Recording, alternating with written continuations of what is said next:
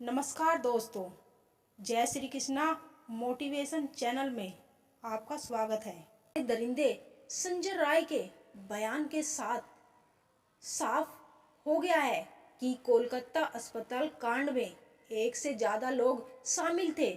दरिंदे संजय ने गलती से एक बयान दे दिया जिससे साफ हो गया है कि इस कांड में वह अकेले नहीं था। अब सीबीआई का शक हकीकत में बदलने लगा है। 10 दिन बाद अब यह साफ होने लगा है कि महिला के साथ में तकरीबन 7 से 10 लोग शामिल थे।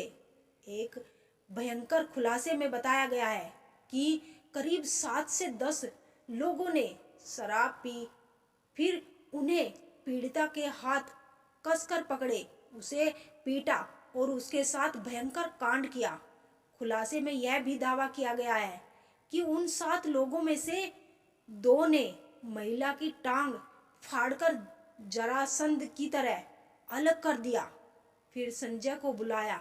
लेकिन यह तो कुछ भी नहीं, आगे ऐसे ऐसे खुलासे हुए हैं।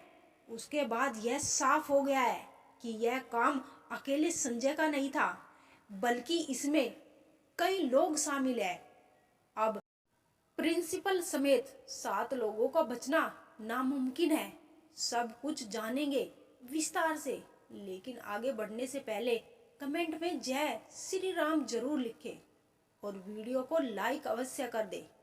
चैनल को भी सब्सक्राइब अवश्य कर दे। दोस्तों, यह मेरा छोटा सा चैनल है जिसे आपको सब्सक्राइब कर देना है और वीडियो को लाइक करें, क्योंकि यह काम आपके लिए 1 सेकंड का है, लेकिन इससे हमारी काफ़ी मदद होती है। दरअसल अदालत में दरिंदे संजय ने वह कबूल कर लिया है जिसके इंतजार में पूरा भारत मुंह लटकाए खड़ा था। पूरे भारत को यह पता था कि यह काम एक बंदे का नहीं है। यह संदेश अब हकीकत में बदलता दिखा है कि इस कांड में कोई एक नहीं बल्कि तकरीबन 7 लोग शामिल हैं और यह पूरी तरह से प्लान मर्डर है। इसी कारण सीबीआई फुल एक्शन में है और कोलकाता के मर्डर केस में 7 आरोपियों का पॉलीग्राफ टेस्ट शुरू हो गया है। उधर सीबीआई के अनुसार बिना दरवाजे वाले सेमिनार हॉल में कांड हुआ और किसी को चीख सुनाई क्यों नहीं दी। अब सीबीआई यह जानने की कोशिश कर रही है कि अपराध को बिना किसी बाधा के कैसे अंजाम दिया गया। क्या कोई व्यक्ति हॉल के बाहर निगरानी कर रहा था? सीबीआई यह भी देख रही है कि सेमिनार हॉल से कोई चीख या शोर नहीं सुनाई दिया। इन सभी तथ्यों से यही साफ होता है कि महिला के साथ दरिंदगी सेमिनार हॉल में नहीं बल्कि कहीं और की गई थी। उन्हें किसी और रूम में जमकर मारा पीटा गया था और फिर हत्या के बारे में उन्हें सेमिनार हॉल में लाकर रख दिया, जिसके बाद उसके शव को दरिंदे संजय के हवाले कर दिया गया। लेकिन अब संजय ने जो बयान दिया है उससे साफ हो रहा है कि वह अकेले नहीं था बल्कि कई लोग शामिल थे। अदालत में दिए गए संजय के बयान को तो जानेंगे, लेकिन उससे पहले सबसे भयंकर खुलासे को देखते हैं जिसमें 7 लोगों के शामिल होने का दावा किया जा रहा है। दरअसल सोशल मीडिया पर एक पोस्ट में दावा किया गया है कि कोलकाता के आरजी कर मेडिकल कॉलेज अस्पताल में हुई महिला डॉक्टर की हत्या संजय रॉय ने नहीं बल्कि अस्पताल के 7 ट्रेनी डॉक्टरों ने की थी। मेरी बात जरा ध्यान से सुनिए, फिर मैं सब कुछ क्लियर कर दूंगी। इस पोस्ट में कहा गया है कि इन ट्रेनी डॉक्टरों ने पहले महिला के साथ कांड किया और फिर उसकी टांगों को बेरहमी से चीर दिया, जैसे महाभारत में जरासंध का किया गया था।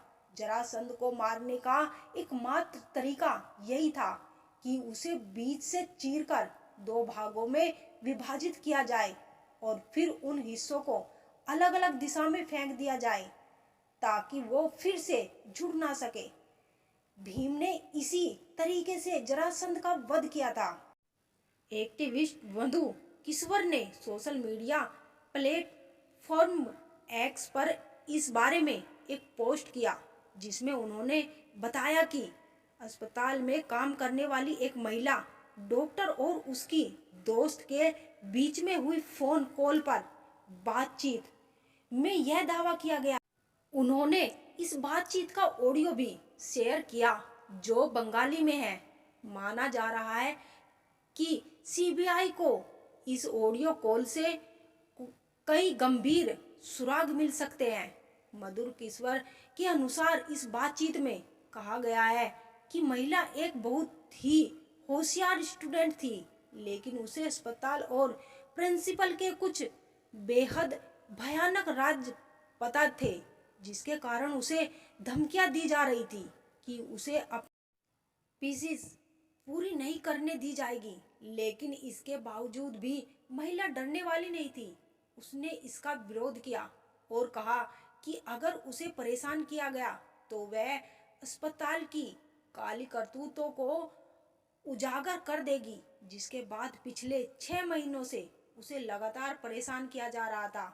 उसे बिना रुके 26 घंटे की नाइट शिफ्ट पर रखा जा रहा था और उस पर भारी काम का प्रेशर डाला जा रहा था।